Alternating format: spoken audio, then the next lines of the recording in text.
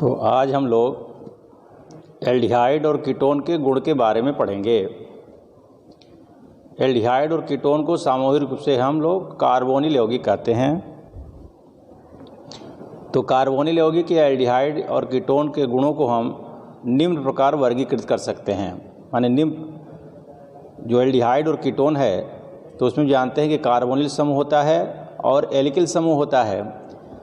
तो कुछ ऐसी अभिक्रियाएं होती हैं जिसमें कार्बोनिल समूह भाग लेता है, कुछ ऐसी अभिक्रियाएं होती हैं जिसमें एल्किल समूह भाग लेता है और कुछ ऐसी अभिक्रियाएं होती हैं जिसमें दोनों एल्किल और कार्बोनिल समूह दोनों समूह जो है रासायनिक अभिक्रिया में भाग लेते हैं। तो इसके आधार पर इनके गुणों को जो है 3 वर्गों में विभाजित किया जा सकता है।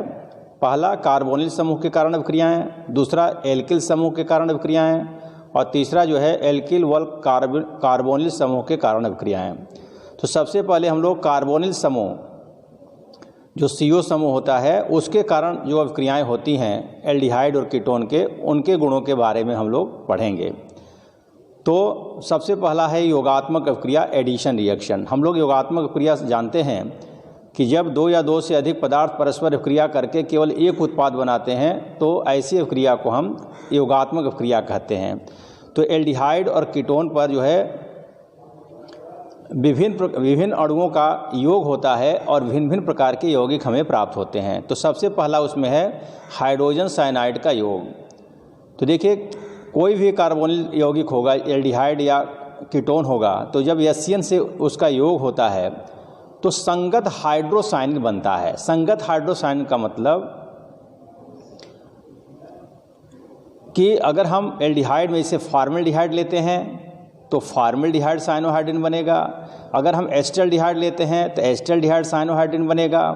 यदि हम एसीटोन लेते हैं तो एसीटोन साइनोहाइड्रिन बनेगा। मतलब जो भी एल्डिहाइड या हम कीटोन लेंगे उसका जो है संगत साइनोहाइड्रिन प्राप्त होगा। तो देखिएगा HCN का जब योग होगा तो यहाँ पर देखिए ये जो पाई इलेक्ट्रॉन है उसका स्थानांतरण होगा ऑक्सीजन की ओर। चूँकि ऑक्सीजन की विद्युत ऋणात्मकता कार्बन से अधिक होती है तो इस पर ऋण आवेश और कार्बन पर आंशिक रूप से धन आवेश हो जाएगा। और जब HCN का योग होगा तो हाइड्रोजन, देखिए हाइड्रोजन साइनाइड में भी 2 प्रकार के आयन हैं, H+ और Cn-। तो H+ कहाँ जुड़ जाएगा? ऑक्सीजन के साथ, और Cn जुड़ जाएगा कार्बन के साथ, और इस प्रकार से हमको फॉर्मल्डिहाइड साइनोहाइड्रिन प्राप्त होगा। इसी प्रकार से यदि हम एसीटोन की अभिक्रिया HCN से कराएं, हाइड्रोजन साइनाइड से कराएं, तो उसी प्रकार से हाइड्रोजन जुड़ जाएगा ऑक्सीजन के साथ और Cn जुड़ जाएगा कार्बन के साथ। जिस प्रकार से फॉर्मल्डिहाइड में हुआ था उसी प्रकार से एसीटोन में भी हाइड्रोजन साइनाइड का योग होगा और बनेगा एसीटोन साइनोहाइड्रिन। तो हम कह सकते हैं कि कोई भी कार्बोनिल यौगिक जब HCN से अभिक्रिया करता है, HCN का जब योग होता है उसमें, तो संगत साइनोहाइड्रिन प्राप्त होता है। दूसरा है सोडियम बाइसल्फाइड का योग। तो एल्डिहाइड और कीटोन सोडियम बाइसल्फाइड से योग करके संगत सोडियम बाइसल्फाइड लवण बनाते हैं। तो जैसे हम एस्टल्डिहाइड पर जो है सोडियम बाइसल्फाइड का योग कराएंगे तो हमको एस्टल्डिहाइड सोडियम बाइसल्फाइड प्राप्त होगा। यदि एसीटोन से अभिक्रिया कराएंगे सोडियम बाइसल्फाइड का तो एसीटोन सोडियम बाइसल्फाइड प्राप्त होगा। तो यहाँ पर आप देखिएगा सोडियम बाइसल्फाइड में क्या है? SO3Na। SO3Na पर माइनस है और H पर आपका प्लस है। तो H कहाँ चला जाएगा? O के साथ जुड़ जाएगा और SO3Na जो है वो कार्बन से जुड़ जाएगा। तो ये आपका बन जाएगा एस्टल्डिहाइड सोडियम बाइसल्फाइड। उसी प्रकार से अगर एसीटोन प्रयोग कराएंगे तो H जो है O से जुड़ेगा और SO3Na आपका जो है कार्बन से जुड़ जाएगा और बन जाएगा आपका एसीटोन सोडियम बाइसल्फाइड।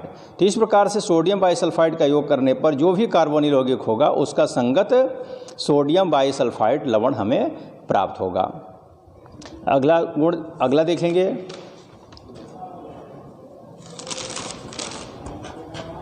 अगला है आपका ग्रिग्नार्ड अभिकर्मक का योग। अब देखिए ग्रिग्नार्ड अभिकर्मक का जब योग होता है तो बहुत ही महत्वपूर्ण रासायनिक अभिक्रिया है कि कोई कार्बोनिल यौगिक जब ग्रिग्नार्ड अभिकर्मक से अभिक्रिया करता है या ग्रिग्नार्ड अभिकर्मक किसी कार्बोनिल यौगिक से अभिक्रिया करता है तो पहले योगात्मक यौगिक प्राप्त होता है और फिर उसका जब जल अपघटन कराया जाता है तो हमें एल्कोहल प्राप्त होगा। अब यहाँ पर इस रासायनिक अभिक्रिया के द्वारा हम प्राथमिक एल्कोहल, द्वितीयक एल्कोहल और तृतीयक एल्कोहल प्राप्त कर सकते हैं।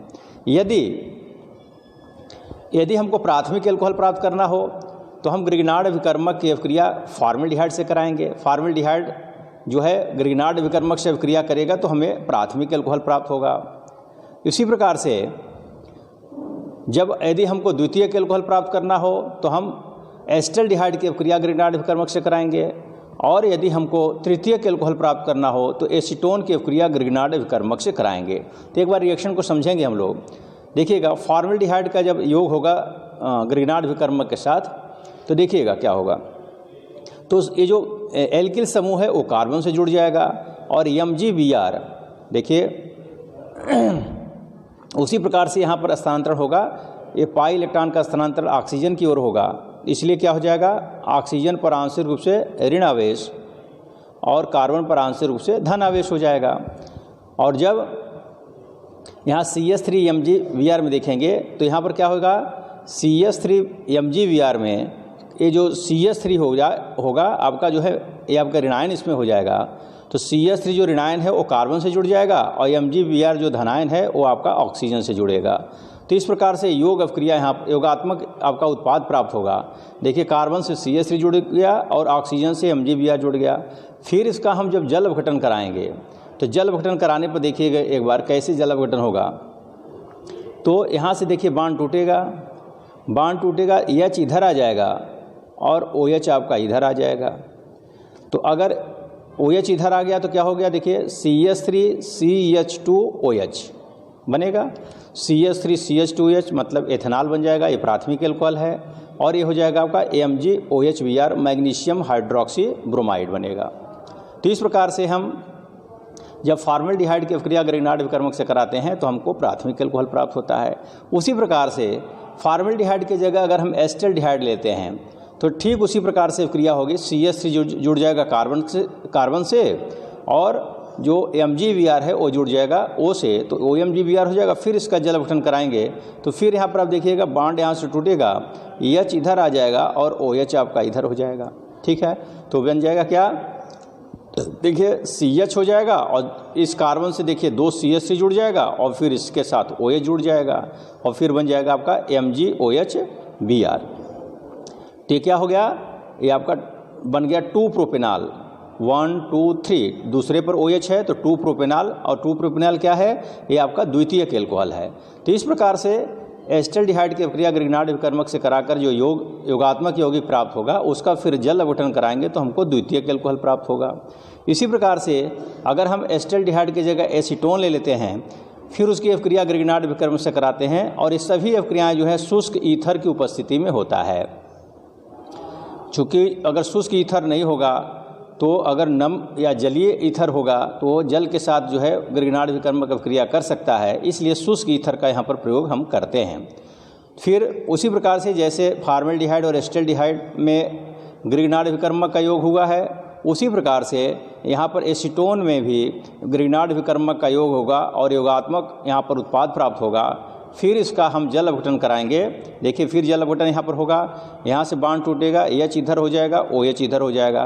तो कार्बन से देखिए 3 CH3 जुड़ा हुआ है, कार्बन से 3 CH3 जुड़ जाएगा और 1 OH जुड़ जाएगा और MgOHBr प्राप्त होगा। तो ये आपका क्या है, तृतीयक एल्कोहल है।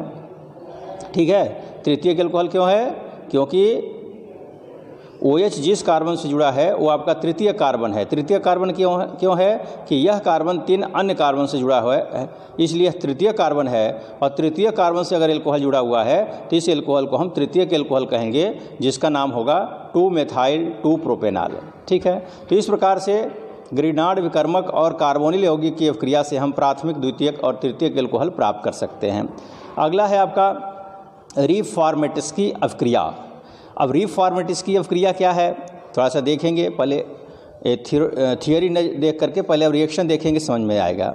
जैसे किसी कार्बोनिल यौगिक की अभिक्रिया, देखिए कार्बोनिल यौगिक है आपका एस्टल्डिहाइड लिया गया है, इसकी अभिक्रिया ईथर और जिंक की उपस्थिति में, ईथर और जिंक की उपस्थिति में अल्फा ब्रोमो एस्टर, देखिएगा ये आपका COO2H5 आपका एस्टर हो गया।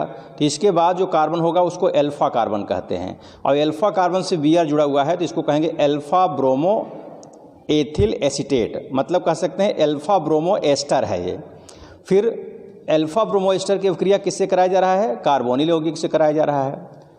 किसकी उपस्थिति में? जिंक और ईथर की उपस्थिति में। तो क्या होगा? देखिए ये योग अभिक्रिया होगा।